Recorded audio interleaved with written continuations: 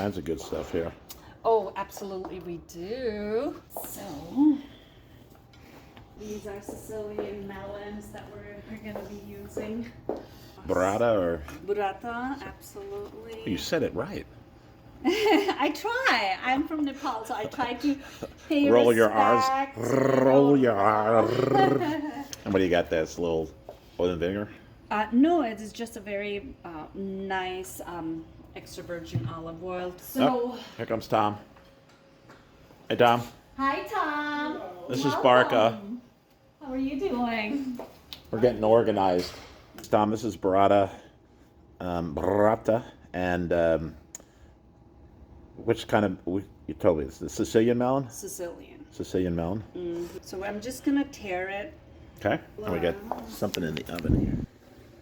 This chicken breast? Yes. Well, it's half a chicken.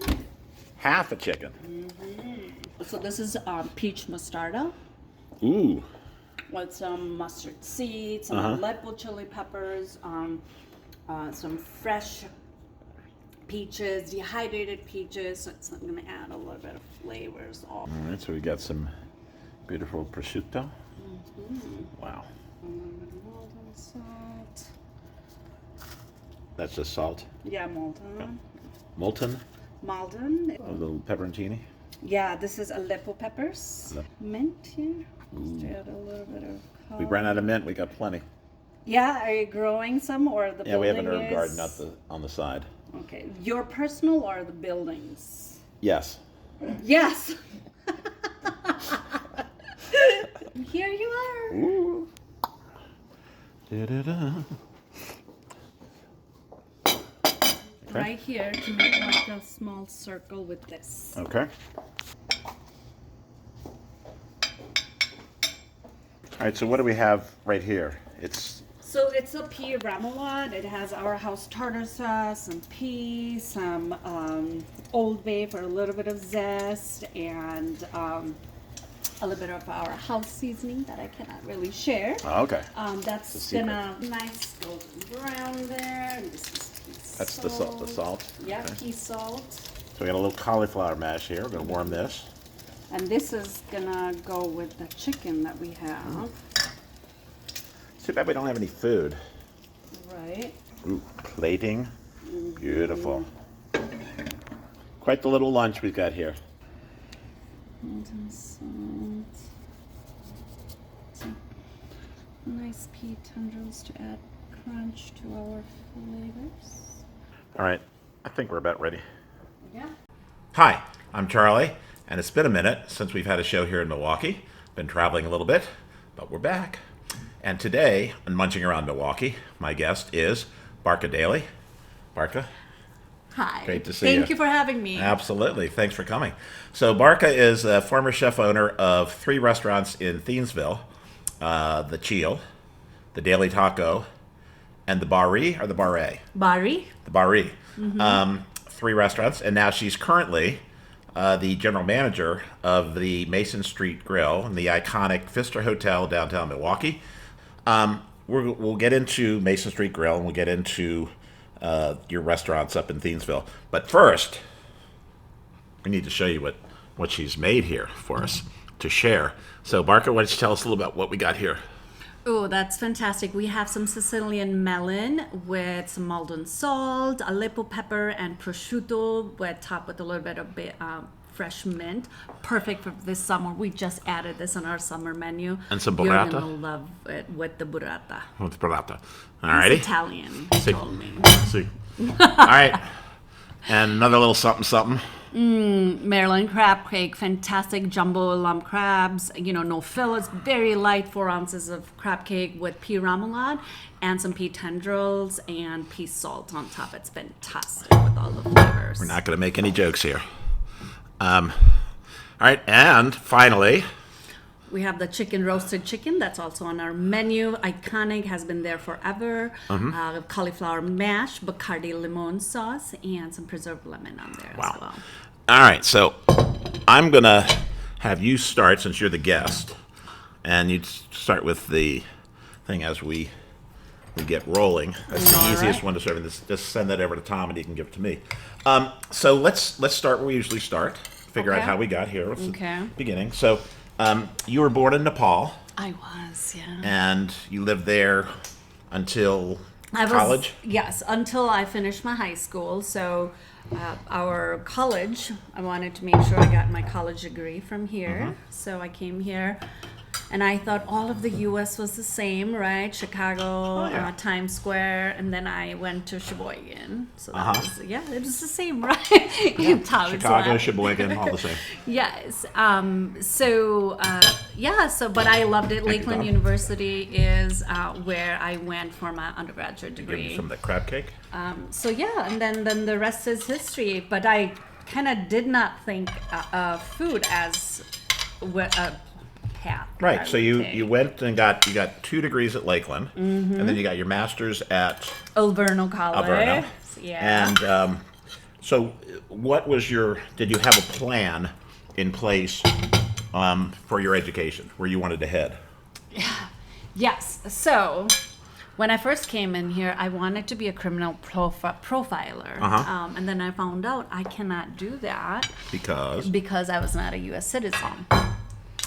So then I was like, what can I do? And then, I always loved languages. So then I decided that, hey, I can do international business, loved marketing. So while doing that, why not as well do international business and marketing? And Lakeland University had the perfect nurturing environment. It's Sheboygan. I make fun of it because, when you grow up in Nepal, you think all of the U.S. is Times Square. Right. Until you get there.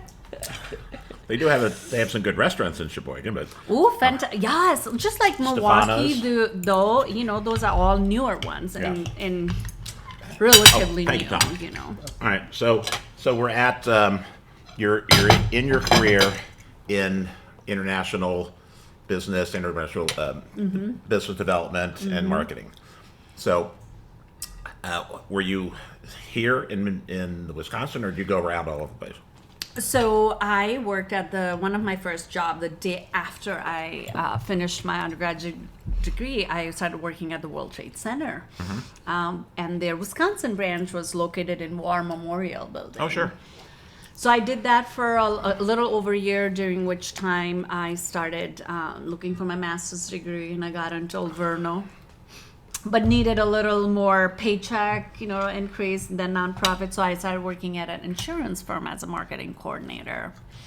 So in Waukesha. So I did that for 1 year until I was laid off. And never thought that would happen, but that happened. So while I finished that one, I found out a new job within a month, and that was in Association of Equipment Manufacturers. So I promoted all different kind of equipment, mining, agriculture, what else, construction, anything you can think of, utility equipment.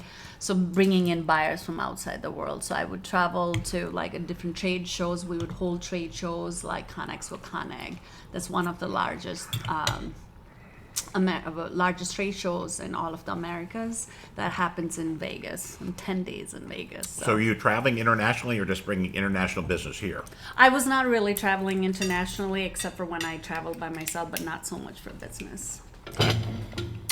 So eventually, you take your passion for cooking, which you have talked about, and you turn that into a career. But it wasn't, one day I'm marketing and now I'm a chef. No, it wasn't. So talk about that journey, because that's interesting to me. Yeah, so Nepal being Nepal, it is very much a little bit of a patriarchal society at that time. So all the girls needed to learn how to cook because we had to cook for the in-laws and your husband. So I knew I can remember making soft-boiled eggs probably 5 or 6 years old, right? So I've always cooked. I always loved food. Even now I reflect on my journey, I remember how many times I utilized that skill. For example, I was at Habitat for Humanity organization to fundraise. I would make Nepali food in college and sell it, right? But it was always there as a part of me, but never thought as something that I would do for professionally. But one thing led to another. I was working on promoting our Thiensville Village Market. It's a beautiful town in Thiensville inside of Mequon. I would make some of my food like momo, the dumplings, and here we go. And some Fing Burmese dishes like bean noodle, and everybody's like, where is this food? Where is this food? Right. And I was like, oh, in my kitchen, because I knew if I had free food, people would stop by the booth, right? Like I learned it fast in college, like if you had a free That's pizza, right? So I was like, I'm gonna get guests. So but then they asked me question, where was this? So, putting my international hat and market research hat, and I looked into what kind of places we had that offered the food that I did. And the closest Nepali restaurant was in Madison called Himalchuli. And visited it, very different than what I grew up, because, it's like food is, every house is different. Every grandma makes it different. So I did research. There was nothing, and a Food Network was booming. Gordon Ramsay was popular. People were really trying new, different kind of ethnic food, as they call it. So I knew there was a market for it, and I also wanted to pay true homage to how I grew up, like scratch from everything. There's no spice mix. You get whole cloves, whole cardamom, whole everything, and then you make your own spice mixes. But then it needed to be at a certain price point. So found out Ozaki County was the right place to be at, and that's where we opened the restaurant. So the Cheel was the first one that you opened Yes. in, I want to say either 2014 or 15. 14. 2014, okay. And we had moved here a couple years before. So I have a friend, my wife and I have a friend, who suffers from FOMO. You know what FOMO is? Fear of missing out. Fear of missing My out. son had that too. Right, so there was an article in the Milwaukee Sentinel Journal talking about the Cheel opening up, and said, we gotta go. I said, okay, well, and so she said, it's in Thiensville, and it's Nepali food. And my first question was, where the heck is Thiensville? No idea where it was, because we're not from here. Been here a couple of years. I think the farthest north we'd been was maybe Whitefish Bay or Bayshore. So we went up there, had a great meal, as I recall, and I also used to go to the Cheel for lunch because I worked down the road at Gale Foods for several years, and that was a kind of an easy place to get in, get out. The food was always great. So I did go to the Cheel, and it's the Nepali word for eagle. It is. Okay. It is. And that's so. But the thing that to me was interesting about the Cheel was that it was Nepali food, and it was Himalayan, but it wasn't intimidating. I mean, you go to a lot of places, the names are intimidating, and then the ingredients are intimidating. Yours was not. And it just everything worked. It was delicious. So I'll let you go into your next iteration, which came first, the Baaree? Baaree came first, Okay. yeah. Baaree came first, which means garden in Nepalese, so totally makes sense because it was a beer garden with live music. So, yeah, so that was our second one. And the Daily Taco. That was right after COVID. I mean, I must be crazy. It's like COVID is happening and you're opening a restaurant. Well, I know that in Napoli, the word for Daily Taco is Daily Taco. Yeah, you got it. Nailed it. But unfortunately, several things happened. Yeah. So you had the COVID happen, which affected the entire service industry, not just restaurants, but hotels and anything related to service took a hit. And then towards the end of the year, in 2020, you had a fire at the Cheel. So that was a double whammy of unfortunate situations. So talk about the resilience that you showed to not only go through the whole COVID and the fire, and then you reopened the restaurant several years later. Yep.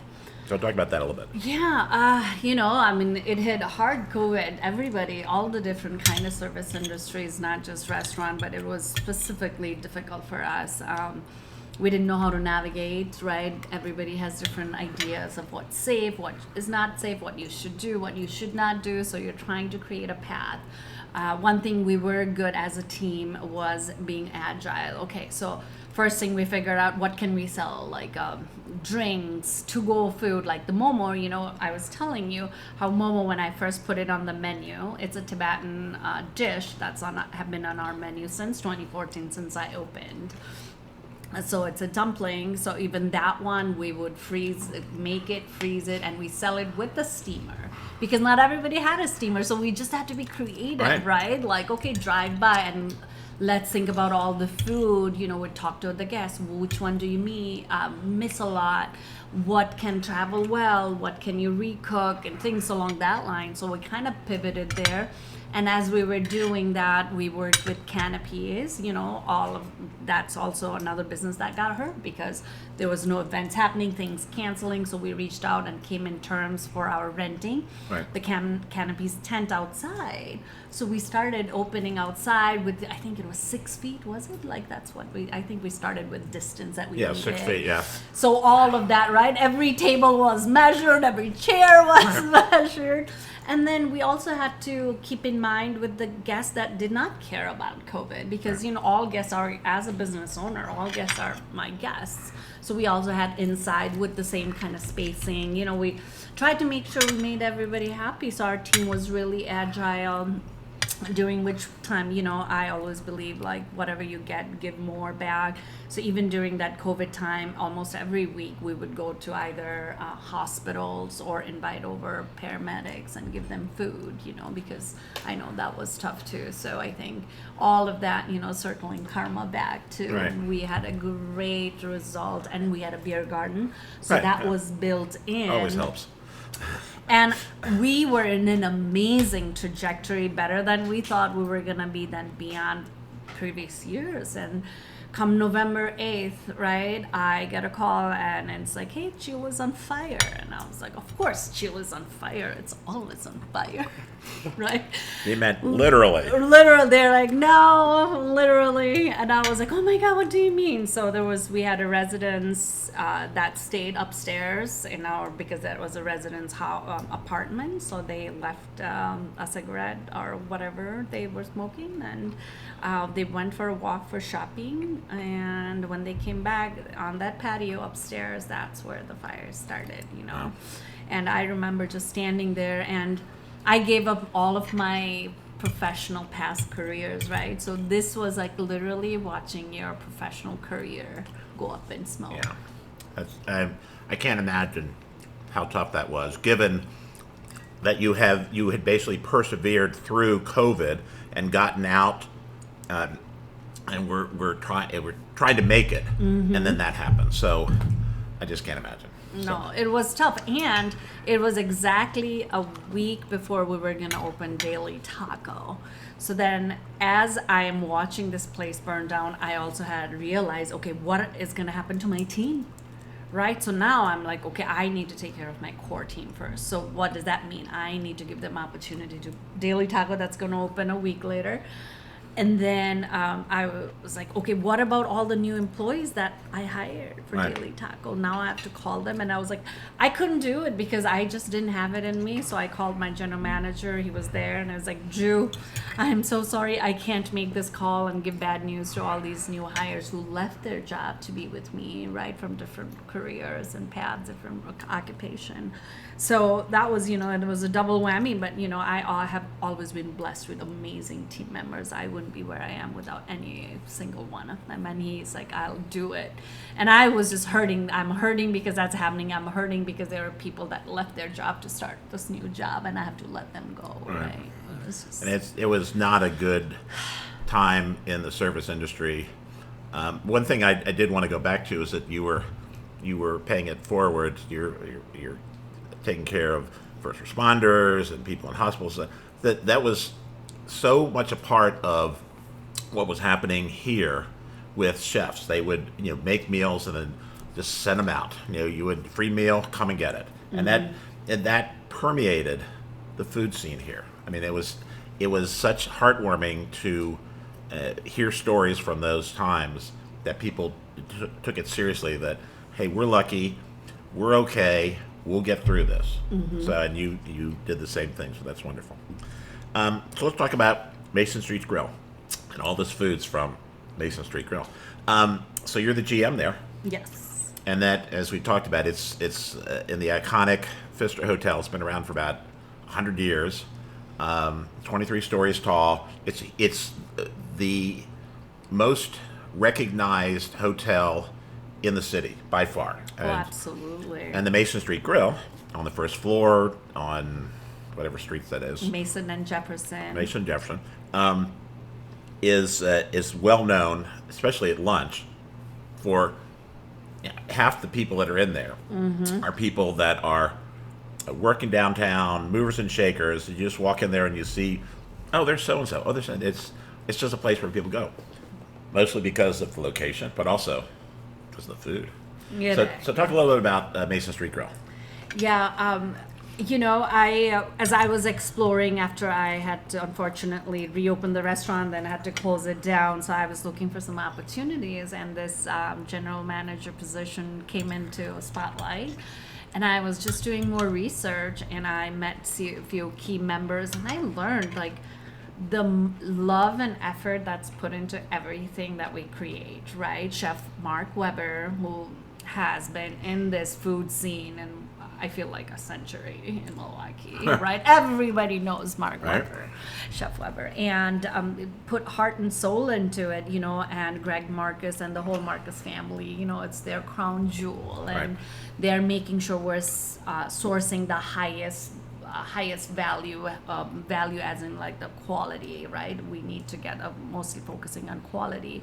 Who's the best purveyor that we're gonna work with, who is ethical, and let's make everything from scratch. Like when we say tartar sauce, we don't buy a tartar sauce, we make our own tartar sauce. Somebody is sitting and chopping all of those. We had some here.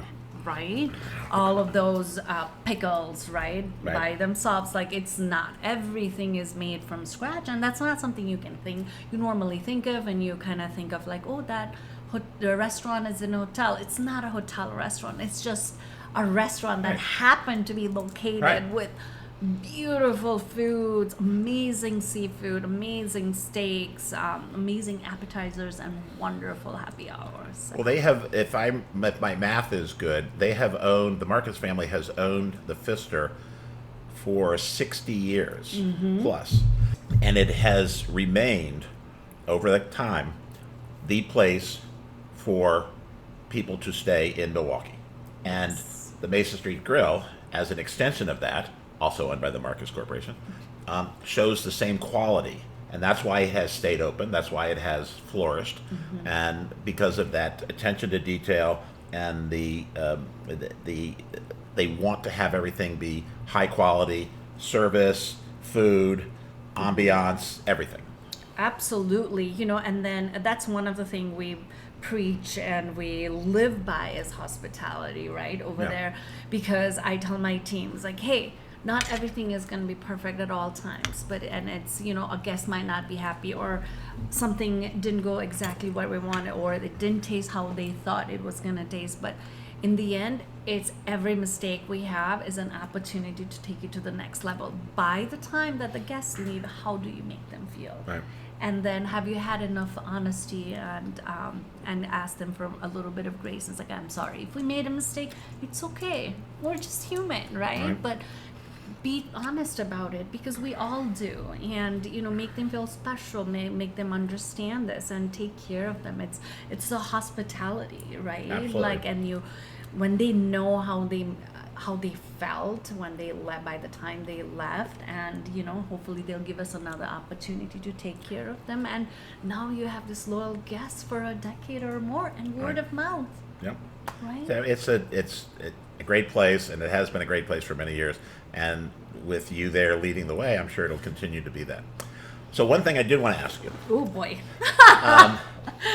somewhere in one of your bios somewhere it talked about you being on the Food Network on a show. Yes. Can you talk about that? Oh, there was like there was a couple of them. One was called like Visiting Milwaukee or something along that line. Okay. And it was about Taming and Flaming the Wild Boar was the episode's name.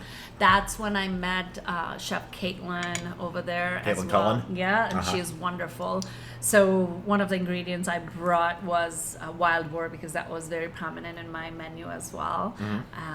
But I got to be a judge. I didn't get to cook because you had to pick like different tickets and whatever you got. So I got to be a judge there. So that was my first on TV judging experience. But then I also did a little bit of judging on Top Chef when they featured Wisconsin so beautifully. This year? Was it last year? Last year, the one with Dan Jacobs? Yeah. So we And were. you were a judge.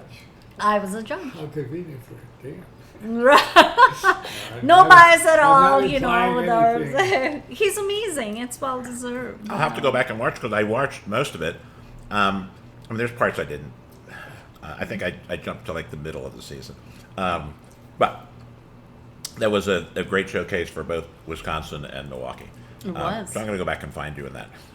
I don't talk a lot. There's one sentence they allow. We did talk a lot. I was with Omar and Chef Aaron from Barlotas. Sorry. Why? No, Omar's, because you just had him. You just hosted Omar's been him. here, right? Yeah. Yes. And we were laughing. It was like 110 degrees, believe me or not. And we had these little fans, and we were so hot in the Brewer Stadium. Oh my gosh. Oh, so was it Bruce? Okay. So then It I'll was know. the sausage race one. All right, so I'll go check that out. Yes, but we didn't really. We did talk a lot, but on the TV, you get such a small time. We didn't really get as much of an airtime, but we always laugh about it. I mean, I have a whole story with how my dress came to be, which I bought at Sendex. You know, I'm like, leave it up to a chef, buy her TV dress at Sendex. Oh. Can I just say, that chicken, the skin on that chicken is fabulous. And not only it's seared and broiled, but the flavor that's in it is unbelievable. I can't decide which one I like better, so I might have to have more. Anyway. Yes, you might. So, thanks so much. Thank you. It's an honor to have here, and you're promoting our wonderful food scene, and I think it deserves more limelight. You started the Cheel right around the time things started to really percolate in the city, and you were part of that movement of small, independent, interesting, different restaurants that opened up. Even places like take the Benson Group, the Marcus. Every single one of their concepts is different. Bartolotta's, everyone is different.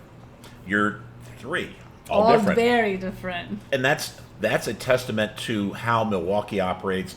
People take a chance, take risks, and for the most part are rewarded because that was great stuff. So I appreciate you coming. Thanks so much. Always appreciate the food. So thanks so much for supporting Milwaukee, Munching Around Milwaukee, excuse me.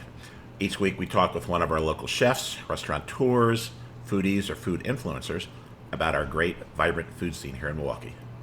So until next time, thanks for watching. Tom?